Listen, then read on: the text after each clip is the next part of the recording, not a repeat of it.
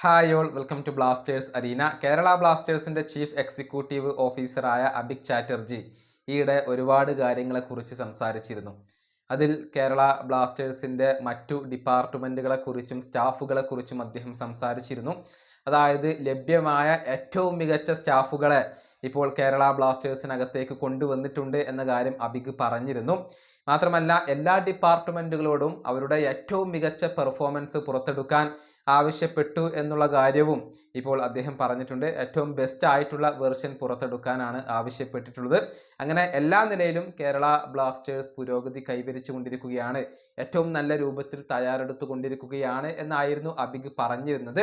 ഏതായാലും ഇതുമായി ബന്ധപ്പെട്ടുകൊണ്ടുള്ള ഒരു അപ്ഡേറ്റ് പുറത്തേക്ക് വന്നിട്ടുണ്ട്. അതായത് മെഡിക്കൽ ഡിപ്പാർട്ട്മെന്റിലേക്ക് പുതിയ ഒരു ഡോക്ടറെ ഇപ്പോൾ കേരള ബ്ലാസ്റ്റേഴ്സ് കൊണ്ടുവന്നിട്ടുണ്ട്.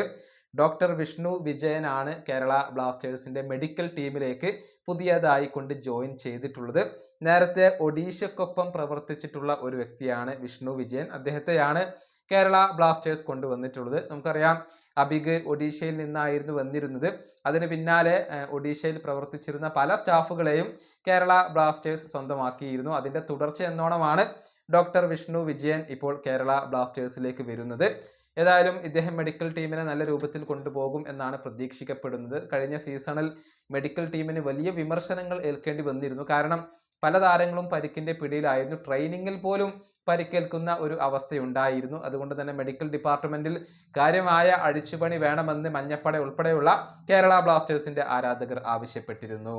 ഈ വീഡിയോ അവസാനിപ്പിക്കുന്നു. അടുത്തൊരു മേഖണ്ടും കാണാം.